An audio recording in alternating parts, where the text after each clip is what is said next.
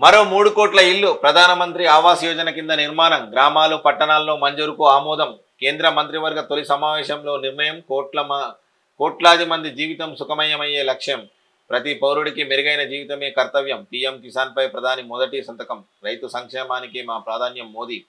వచ్చే 5 ఏళ్లు వ్యవసాయంపై ప్రత్యేక దృష్టి. నిత్య విద్యార్థిగా ఉండడమే విజయ రహస్యం. ఇది ప్రజల పీఎంఓ ప్రధాని మోదీ వ్యాఖ్య. రాష్ట్రాలకు 1.40 లక్షల కోట్లు విడుదల. తెలంగాణకు 2900 కోట్లు మంజూరు. ఇప్పుడు జనరల్గా ఏమైందంటే మనకి కొన్ని పథకాలు రాష్ట్ర ప్రభుత్వమే చేస్తుంది, రాష్ట్ర ముఖ్యమంత్రి చేస్తున్నాడానికి కొన్ని అపోహలు కూడా ఉన్నాయి. ఇప్పుడు వీళ్ళు ఏంటంటే సెంట్రల్ గవర్నమెంట్ నుంచి వచ్చినటువంటి ఫండ్స్ను కంపల్సరీ ఇక్కడ ఇంప్లిమెంటేషన్ చేయాలంటే వాళ్ళేం చెప్తారు, పార్టీలు వేరైనా పార్టీలు ఒకటైనా ఇది మేమే చేసినామని చెప్పేసి చెప్పుకుంటున్నారు కొన్ని పనులు. సో వీళ్ళ పనులు క్షేత్రస్థాయిలోకి వెళ్ళాలంటే వీళ్ళు ముందు అడుగు వెయ్యాలి. వీళ్ళ ఈ నిధులు నియామకాలు మేము ఇన్ని ఇచ్చినాము, ఇన్ని చేసినాము, నియామకాలు ఇన్ని చేసినాము, నిధులు ఇచ్చినాము ఇన్ని అని చెప్పేసి చెప్పుకోవడం లేదు. ఎట్ ది సేమ్ టైం ప్రజలు ఏమనుకుంటారంటే ఇది కాంగ్రెస్ ప్రభుత్వమే చేసింది, ఒకవేళ టీఆర్ఎస్ ఉంటే టీఆర్ఎస్ ప్రభుత్వమే చేసింది. ఇది ఎంతవరకు సబబు? ఒకవేళ 3 కోట్ల ఇల్లు వీళ్ళు ప్రధాన ఆవాస్ కింద యోజన నిర్మాణం కనుక చేపడితే ఇది ఈ ప్రాజెక్టు బహుళ ప్రాజెక్టు ఎన్ని సంవత్సరాలలో కంప్లీట్ అయ్యే అవకాశం ఉంటుంది? ఇప్పుడు స్టేట్ గవర్నమెంట్ కానీ సెంట్రల్ కానీ ఇల్లు లేనటువంటి వాళ్ళకు గతంలో బీఆర్ఎస్ పార్టీ అధికారంలో ఉన్నప్పుడు వాళ్ళకు ఏది డబుల్ బెడ్రూమ్ ఇల్లు ఇస్తామని చెప్పేసి డబుల్ బెడ్రూమ్ ఇల్లు కొన్నే కట్టారు. వీటిని కూడా మళ్ళీ ఎవరైతే కట్టినటువంటి ఇళ్ళకు కూడా మిగతా వాళ్ళను కూడా వాళ్ళకు అలర్ట్ చేయలేకపోయారు. ఇప్పుడు బీజేపీ గతంలో 10 సంవత్సరాల అధికారులు ఉంది, సంవత్సరానికి 2 కోట్ల ఉద్యోగాలు అన్నారు. వాళ్ళు ఇచ్చినటువంటి వాగ్దానాలు విస్మరించారు. ఈ తెలంగాణకు రావాల్సిన బడ్జెట్లో కూడా దాదాపు 43,000 కోట్ల బడ్జెట్ను కూడా ఇవ్వలేకపోయింది. నేనేమంటానంటే ఇప్పుడు కోalition గవర్నమెంట్ ఏర్పడ్డది కాబట్టి వీళ్ళు బీజేపీ సొంతంగా అధికారంలో ఉంటే చాలా పరిణామాలు జరిగేది దేశంలో. ఇప్పుడు ఏదైతే పార్టీల కలయికతో ప్రభుత్వాలు ఏర్పడ్డాయి కాబట్టి ఆయా రాష్ట్రాలకు సంబంధించిన నిధులు ఇప్పుడు అడగడానికి రైట్ ఉంది. అది రైట్ ఉంది, తప్పకుండా వాళ్ళు చేయాలి. కానీ వీళ్ళ దృష్టి అంతా ఏముంటదంటే బీజేపీ వాళ్ళది ఉత్తరాదిలో డెవలప్ చేసేటువంటి యాక్టివిటీ ఉంటుంది. ఉత్తరాది రాష్ట్రాలకే బడ్జెట్ ని కేటాయడం. ఇప్పటికి మంత్రుల్లో చూడండి, ఉత్తరాది వాళ్ళకే ఉత్తరప్రదేశ్ నుంచి 8 మంది మంత్రులు. అంటే ఆ ఉత్తరాదిలోనే డెవలప్ చేస్తున్నారు. దక్షిణాది రాష్ట్రాలను నిర్లక్ష్యం చేశారు కాబట్టి ఇప్పుడు దక్షిణాది రాష్ట్రాలకు రావాల్సిన వాటా విషయంలో వీళ్ళు తాత్సారం చేస్తుంటారు. ఇప్పుడు మీరు అన్నది కరెక్ట్ క్వశ్చన్కి వచ్చింది. గతంలో ఉన్నటువంటి బీజేపీ, ఇక్కడ ఉన్నటువంటి బీజేపీ 1-2 సీట్లతో కేవలం నామమాత్రంగా ఉండేటువంటి బీజేపీ ఇవాళ తెలంగాణలో బలపడింది. ఆ బలపడినటువంటి 1 నుంచి 2, 2 నుంచి 4, 4 నుంచి డైరెక్ట్ 8కి వచ్చింది. సో ఇలా బలపడిన తర్వాత బీజేపీ ఇంకా బలపడాలంటే వీళ్ళు సమర్థవంతమైనటువంటి నాయకత్వం కానీ సమర్థవంతమైనటువంటి పనులు కానీ చేస్తే తప్ప బీజేపీ నాయకత్వం ఇక్కడ బాగుపడదు.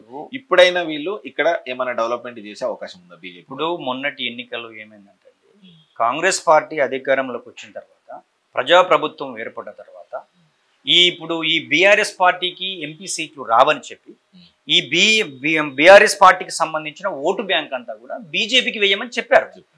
ఇప్పుడు కేసీఆర్ గారు తెలంగాణ మొత్తము అన్ని కాన్స్టిట్యుయెన్సీలో తిరిగి ఆయన బస్సు యాత్ర వల్ల ఆ బీఆర్ఎస్ ఓటు ఆ యొక్క బీజేపీకి వేయమని డైరెక్ట్ చెప్పేశారు.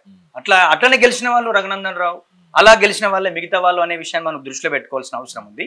ఇక్కడ బీజేపీ అంటే తెలంగాణ అస్తిత్వంతో పుట్టినటువంటి టీఆర్ఎస్ పార్టీ తన అస్తిత్వాన్ని కోల్పోయి బీఆర్ఎస్ మారిన తర్వాత ఇక్కడ వీళ్ళ పరిపాలన కూడా చూసిన తర్వాత వాళ్ళు తప్పనిసరి పరిస్థితుల్లో కాంగ్రెస్కి అవకాశం ఇచ్చారు. వాస్తవంగా కాంగ్రెస్ పార్టీకి ఇంకా 4 ఎంపీలు రావాల్సినటువంటి అవసరం ఉండే వచ్చేది. యాక్చువల్గా ఏంటంటే ఇంకా కార్యకర్తల్లో కానీ ఇంకా పార్టీ కానీ ఇంకా మన మొత్తం ఒక బలమైనటువంటి శక్తిగా మారేటువంటి కార్యాచరణ ఉండాల్సినటువంటి అవసరం ఉంది. మీరు కూడా చూసారు, టీవీ ఛానల్లో మీరు కూడా చూసుంటారు, సోషల్ మీడియాలో కూడా చూసుంటారు. కేసీఆర్ ఎక్కడికి వెళితే అక్కడికి విపరీతమైన జనాలు అనేటోళ్ళు వచ్చారు. ఇప్పుడు చాలా మంది వచ్చారు. ఇక కేసీఆర్ ఖచ్చితంగా ఎంపీ సీట్లు వస్తాయి అనే తరుణంలో ఇట్లా బీజేపీకి రావడం ఎంతవరకు? ఇప్పుడు ప్రజలు అభిమానులు కేసీఆర్ జీర్ణించుకోలేకపోతే ఏం మాట్లాడతారు? వీళ్ళకు ఇంత 10 సంవత్సరాల్లో ఆయన మాట్లాడిన మాటలు, ఆయన చేసిన పరిపాలన అంతా కూడా ప్రజలకు తెలుసు కాబట్టి జనాలు రావడం అనేటువంటిది అది సహజంగా జరుగుతుంటది. కానీ ప్రజలు ఎందుకు నమ్మలేకపోయారని కూడా ఆలోచన చేయాల్సినటువంటి అవసరం ఉంది.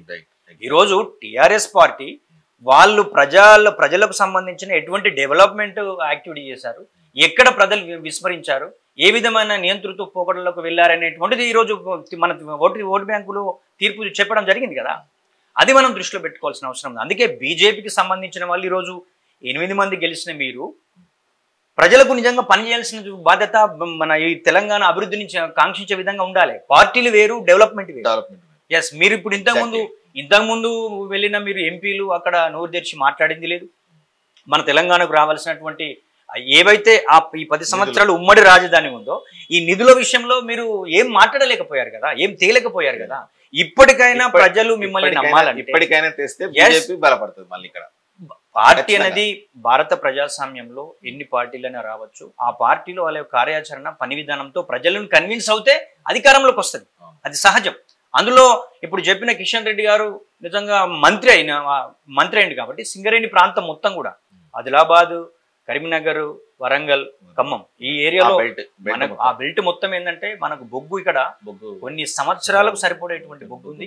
ఇక్కడ ఉన్నటువంటి ఉద్యోగ కల్పన జరపాలి, ఇక్కడ ఉన్నటువంటి తెలంగాణను అభివృద్ధి చేసే విధంగా ఉండాలి. అలా ఉన్నప్పుడు తప్పకుండా మిమ్మల్ని హ్యాట్సప్ చేస్తారు, ఒప్పుకుంటారు. అంతేగాని ఏదో మాటలు మాట్లాడి మళ్ళీ మన కార్యాచరణలో వెనకపోతే మాత్రం ప్రజలు చూస్తూ ఊరుకుంటారు కదా.